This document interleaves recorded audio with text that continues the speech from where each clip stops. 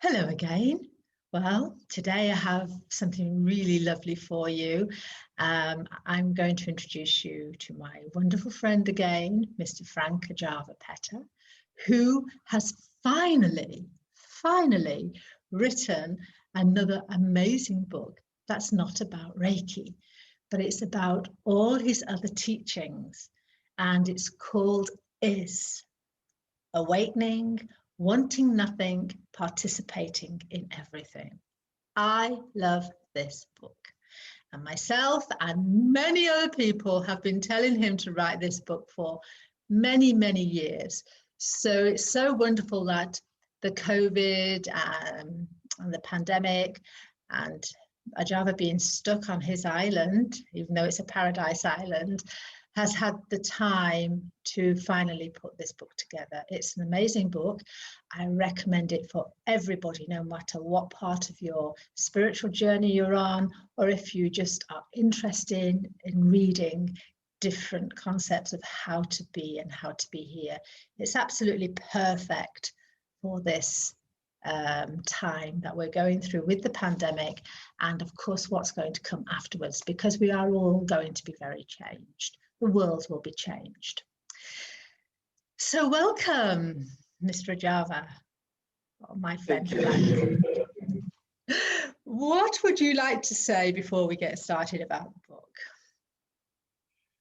Well, what I would like to say is what you already started saying, which is that this pandemic, this COVID situation is a chance. So whenever something happens in my life, good or bad, I'm inclined to look at it as a chance to learn something, and especially the things that we maybe don't appreciate right away are great chances to learn something about ourselves, about how to deal with ourselves, how to be ourselves, how to grow into a good human being. And I think this international health situation is the best for this. It's absolutely fantastic because I noticed that it brings out everything in everybody, including you and me, of course, brings out everything that is hidden under the surface. Yeah, so if you are afraid, if you have fear, an inherent fear in you, that fear is going to surface. If you're worried about your finances, about your survival, that's going to come out. If you're afraid of dying or getting sick, that's going to come out. And also, if you are unethical, that is going to come out. Yeah? So we're going to see a lot of really good things surfacing and a lot of really naughty things surfacing, yeah? Because this situation just draws it out of us. And I think it's a great chance to really take inventory first and see what is going on inside me, what have I not worked out yet in my life, and how can I work out the things that I haven't been able to deal with successfully yet. Yeah, it really is a wonderful chance to do that. And we're all doing it. And of course, even for me, you've been writing your books, and I've been pushed into finally doing a YouTube channel and doing social media and all the things that I have been running away from and not wanting to do, and really pushing me out of my comfort zone. But it's also been nice because part of the time I've been able to be in Bahrain, where I felt safer, where I've spent many of my years. But it's wonderful to see the people coming to me under the conditions that we're allowed to work under, and I'm seeing the changes in them and the changes everywhere and the fears that it's bringing out. It really is bringing out people's fears. I think that's the virus is about fear. So this is just what you were saying. It's just, but the changes that I am starting to see are quite awesome, if not frightening. So how did you get the title? How did you think of the title, this wonderful title? The title was a little bit risky. So it starts with 3 dots and then is in small letters and then 3 dots again.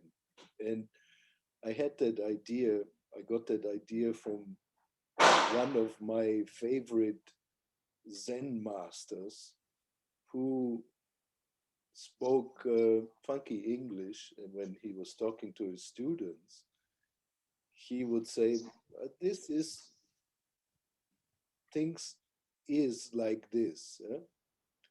And his students would say, Sensei, teacher, you can't say things is like that, but things are, it's plural. And he said, no, no, no, things is like this. That's how I got the idea, because everything is, first of all, in the present, always, now, everything's happening now. And second of all, everything is singular because everything is one. There are no two. The concept of two, the concept of duality is a big mistake. And I would like to share an image with you that I have about that. If you think of an orange, you would never think of it as the peel around it, then the little membrane, the white membrane in between, and the fruit flesh, then the fruit flesh, and then the seeds. You would never think about that as separate things. But all of it is the orange. And if you were to float up high enough above the earth to the point where you can see the curvature and a little bit more where you can see that whole celestial body floating in space, how would you see our earth? You wouldn't see individual people, you would see one body. Absolutely. It's all one, and everything else is just it's just a big mistake, as if you were looking at a body, a physical body, and you would see individual cells that have nothing to do with one another. It's not like that. It's all one, and all it takes is to somehow realize this oneness. And when that oneness is realized, you relax. Perfect. That's a really lovely example. Well, at the beginning of your book, of course, I've read it and I was so happy that you were writing it. You begin talking about the breath, which of course is very appropriate because the COVID pandemic is all about literally it's taking away your breath. You can't breathe. But what do you want to say about this? Because it was just so perfect. It's a perfect time for the book and a perfect beginning for the book in this weird time that we're living in. What do you want to say? The breath is obviously the most important thing that we do in our lives. It's the first thing that we do and the last. Yes. In between happens life. Breathing seems like the most natural thing to us, but if you work with clients, if you do body work or any kind of work like both of us do, you notice that people don't breathe well. The first thing that must be changed, because the breath is the bridge in between the physical and the psycho-emotional level, in between the conscious and the subconscious. That's the bridge. So first of all, we must learn to breathe well. And breathing well means that the breath goes very deep down into the lower abdomen, about 2-3 fingers width below your navel, the same way that a small baby breathes. Yeah? This is what we must learn, to breathe like that deeply, so all of our system is oxygenized properly. And when the system is oxygenized properly, one can be wakeful, one can be awake, aware, and in this moment. Otherwise, it's not possible. If we don't breathe well, we are sleepy, we are sluggish, we're not paying attention. So this is the secret to everything. And I will promise you, those of you who are listening to this, when your breathing pattern is changed to, of course, your natural, but your perfect, your naturally perfect breathing pattern, your life is going to change completely within just a few days. Yeah, that's the most amazing thing. You don't need to go to do therapy. You don't need to learn the most complicated techniques or so. Just breathe naturally, normally, deeply, and everything will change. All those moments in life will become part of one beautiful symphony. Thank you. That's so perfect as well. Why do you think humanity, or people have become so disconnected from their lives? It's difficult for us to feel. Yeah, we were taught, many of us were taught, no, Yes, don't laugh, yeah, don't feel yes, anything, yes, yeah, become yes. more and more dull so you can function well. You can be a little robot, you can be doing your job, don't question anything. Mm, But mm, this is what's happening, and I think it's time to get out of that and start to really celebrate life again. And you can celebrate absolutely. life by feeling all the beauty, but also feeling the pain of things. So instead of Yeah? suppressing. There's nothing wrong with it. You know, look at nature. It rains part of the time, the sun shines part of the time. That's neither good nor bad. We need both. Yeah, we need to laugh and we need to cry. We need both. And there is no reason why one of them should be better than the other. They're exactly this. They're part of our human nature. Mm, And important thing for me is to embrace our human nature as good as we can. yes, absolutely. You also talk a lot about being happy and being unhappy, so similar to what you're saying now, because many people think that they have to achieve or have to have lots of material things before they'll be happy. So I think what you write in your book about being happy, it's just, do you think it's something that we do need to strive for, or is it a state of being? It's a state of being, Yes. essentially a side effect. When you are present, when you are in the moment, whatever it is, it could be a painful moment, but when you are present with what is happening right now, you automatically become kind of happy and Mm, content, mm, absolutely. whatever the Yeah. situation is, because in this moment, right here, right now, everything is just as it is. And if I don't have a judgment about the back that is giving me pain or the shoulder that is stiff, then everything is okay. It's fine. Mm, Just say, okay, the shoulder is stiff, the leg hurts. Okay, I am here. Everything is just fine. yeah, absolutely. And if anybody is listening to this now and you were just thinking your back's hurting, your legs hurting, just think that and you'll feel the difference almost instantly.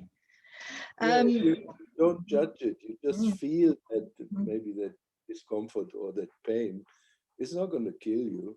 no. It's okay. It's just there, yeah. And when you will find, when you embrace it fully, when you say yes to it, it stops bothering you. Yes, when you're not resisting it. Yes. Now, I particularly like one of your chapters. I mean, I love all the chapters in the book, but one of the chapters I like is called Finding Your Inner Smile. And of course, you and I do these biannual retreats called Finding Your Inner Smile, and they're always fun and they change people's lives.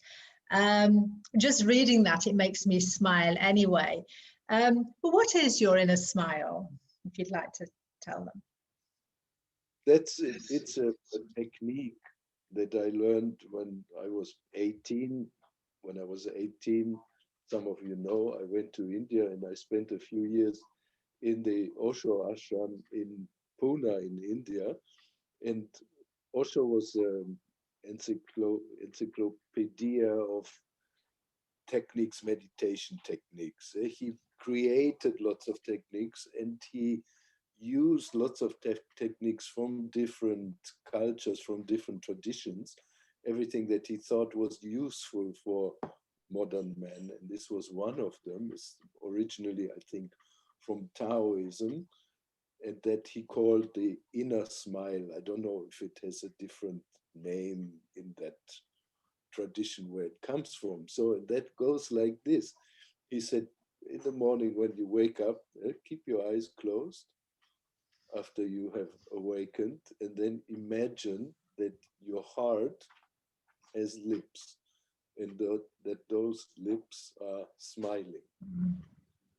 So I suggest to all of you who are listening to this right now, let's do it. Close your eyes. Imagine that your heart has lips and see this beautiful etheric smile on the lips of your heart, and you will find very quickly that smile is going to be all over your face. And a particular feeling that only you know is going to open up in your chest, maybe expanding, maybe pulsating, yeah? And suddenly everything is just beautiful as it is in this moment, which reminds me of one of the things that I have heard my teacher Osho say once when he was asked, "What is abundance?" He said, "Abundance is when everything is just right as it is." So abundance is not about having lots of money and more money coming in from all over the place, which is okay, yeah, but that's not what it's all about. What it's all about is that when everything is just right as it is, that's abundance. That's beautiful. Mm, that's No, no condition mm, whatsoever. It mm, means you can tap into that abundance mm. right now and right here. That's beautiful. And that's so true. Well, we will be doing an inner smile, finding your inner smile retreat in September 2022, COVID permitting. We have the dates already from the 24th of September to the 27th. Really recommended. We have fun, changes your lives, and we talk about the inner smile, obviously. Then I love to move on to one of your other chapters, I Am. Of course, you know, one of the workshops I do all around the world and I'm constantly being asked for is my I Am workshop. And of course, you and I look at it in the same way, but in a different way at the same time. I mean, as I said, I've loved all the chapters, but this is a really great chapter to read. Uh, what is your understanding of who I am, or how vast is the saying I am? Can you briefly say? Briefly. Briefly. Difficult to say it briefly, perhaps. There are so many things that we think that we are. Yes. First of all, you think that you are your body, then you think that you are your mind, you think that you are your memories, you think that you are your culture, you think that you are your opinions, so many things, your dreams and aspirations. You might think that you're your feelings, all sorts of things. And from an Oriental point of view, all of these things we can call by one name, and that's ego. Yeah? And this is not what you are. This is Mhm. just on the surface. And below that, underneath that, there is something else, the unspeakable, the unnamed, something that we cannot talk about, but we can only experience. And this is the real thing. So, this is what we want to pay attention to, that beingness, that isness, yeah, that is happening right now as we speak, tomorrow, day after tomorrow, while we're sleeping, while we're doing whatever we do, while we're not doing anything, that beingness that is happening all the time, that is unfolding all the time. Yeah? And this is it. And this would be very nice to pay attention to, instead of paying attention to all the temporary things that come and go, because this lasts for eternity. This is so beautifully put. And of course, we were just doing that briefly. I feel like we should do a whole other interview just on that alone. So thank you. As I've said, this book is wonderful, and I really think it's needed at this time. What do you think if people could take, if they could just take one thing from the book at this time? What would it be? What would you say, or what advice would you give to people? The most important thing of all, and the simplest of all, is just to embrace yourself as you are. Mm-hmm. That's it. If you can manage that, you're done. Your work is done. Mm-hmm. But often the most simple things turn out to be a little bit difficult, because we have learned that there are so many reasons why I'm not good enough as I am, why I should be different, why I should improve, why I should become something else. We have placed this carrot in front of our nose, somewhere here, and by definition, that carrot can never be reached because it runs with us. Yeah? So this is the thing that I'm trying to and intending to bring close to you in that book, is to embrace yourself as you are, just as you are, and that's it. You do that, all your problems are solved. The challenges remain as they are, obviously, yeah? But when you have the proper attitude towards yourself, then the challenges are okay. Yeah? You can handle them. That's beautiful, really. So that's so right. And that is the challenge, being who we are, knowing that we are enough, because we are enough just how we are, but we have to learn to be who we are. And there's so much more I could talk about. And of course, time is short today. I want to just really say thank you for writing this book. Finally, and I think this is going to be really needed. This is my personal feeling, but also the many people who I know who know you and who are now reading it are saying we're going to need this book as we come through this COVID pandemic, because we're going to all be very changed. The world is going to be changed, and it's kind of as if the pandemic has taken us back to ourselves, and this book is really helping us to understand who we are and how we can go forward in this changed world. I think you have done amazing. Of course, I am biased, you're my closest friend, but I really recommend to everybody, if you can even just read a chapter of it, it will change you. It'll change your way of thinking. What would you like to add before we leave? Because I think we'll have to do another interview on other sections of this book at a later date. What would you like to say as we leave this interview? Thank you for being so kind to me, and to those of you who are listening, thank you for supporting me for so many years in all my different projects.